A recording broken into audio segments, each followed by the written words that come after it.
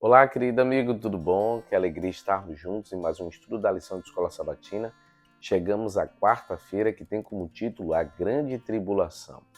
Marcos 13, versículo 19, fala sobre o quê? A Bíblia vem falando nesse texto sobre o período de grande tribulação, jamais visto, e esse período ocorrerá, atingirá aos fiéis. Ao olharmos para Marcos capítulo 13, verso 18, 14, que estudamos ontem, fala sobre o abominável, a queda de Jerusalém, um momento que seria marcante e surpreendente diante de Israel, porque seria a queda de Jerusalém. Mas o outro evento importante que ocorreria era essa grande tribulação.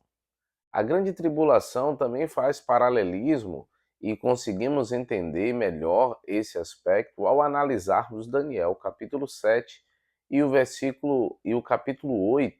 E Daniel 7, 25 fala sobre o período de um tempo, dois tempos e metade de um tempo, que, fazendo o cálculo profético, você chega a 1260 dias. E aplicando o princípio dia-ano, no qual a gente utiliza o texto aí como base dois textos, que é o texto de Números 14, 34 e Ezequiel 4, 6, a gente chega a 1260 anos, que foi um período de trevas, um período difícil para o mundo, principalmente para aqueles que queriam aprender e utilizar a palavra de Deus. Então é o período aí onde foi o domínio da ponta pequena, que também Daniel trabalha sobre essa ponta pequena que usurparia o lugar de Deus, que gostaria de ser semelhante ao Altíssimo e trazendo para si honra e mérito, no qual não pode nenhum ser humano assim ter. Então essa ponta pequena foi o período que Roma papal dominou, que vai do ano de 538 depois de Cristo até 1798, quando o general Berthier, a mando de Napoleão, prende o Papa Pio VI e ali quebra-se o quê? Essa ponta pequena. O interessante é que esse período logo após começa reformas espirituais e assim muitas pessoas podem e têm um encontro verdadeiro com Deus. Isso foi significativamente importante para a história cristã e assim surgiu muitos movimentos importantes espirituais, mas também surgiu diversas heresias logo após esse período, como o espiritismo, como movimentos separatistas, como até mesmo aí o pentecostalismo. Então foi nesse período que assim surgiu. Que esperança Deus oferece no tempo de perseguição e que advertência ele dará a esse período chegado ao fim?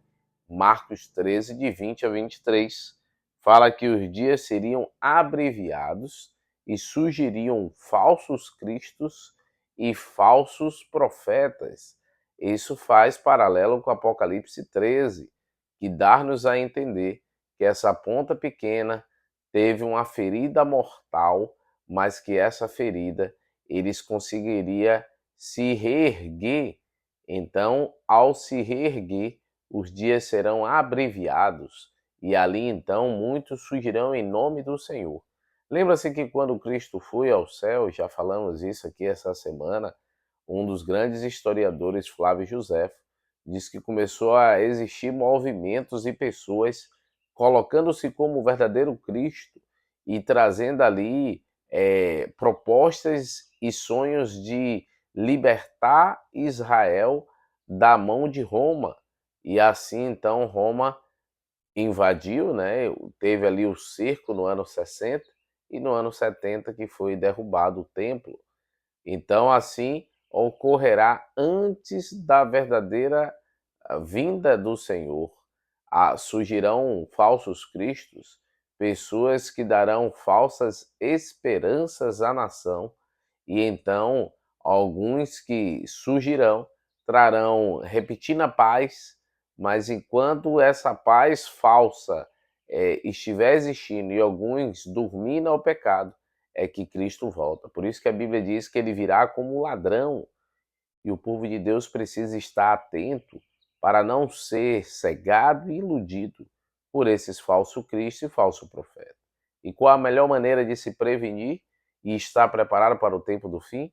É vigiar e orar, aprendendo as Escrituras. Por isso que essa semana está sendo uma semana escatológica, onde estamos falando dos eventos do tempo do fim. Você vê que os versos são pequenos em Marcos, os assuntos não são altamente explicados, mas eles nos dá o vislumbre no qual, aplicando o princípio de estudar baseado também em outros textos, nos leva a uma compreensão correta da verdade.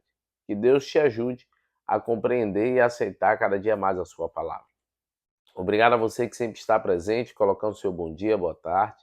Aqueles que têm pedido oração, tenham feito em minhas orações particulares e que Deus continue orientando e cuidando da sua vida. Vamos orar? Querido Deus, ó Pai, obrigado, Senhor, por mais um estudo da lição. Abençoe a cada amigo do canal, ajude-os a estar preparados, assim como a mim, para o tempo do fim, para os acontecimentos que virão, para que a gente não seja iludido e enganado pelo inimigo. É o que nós te pedimos no nome de Cristo Jesus. Amém, Senhor. Deus o abençoe, queridos. Tchau, tchau e até amanhã.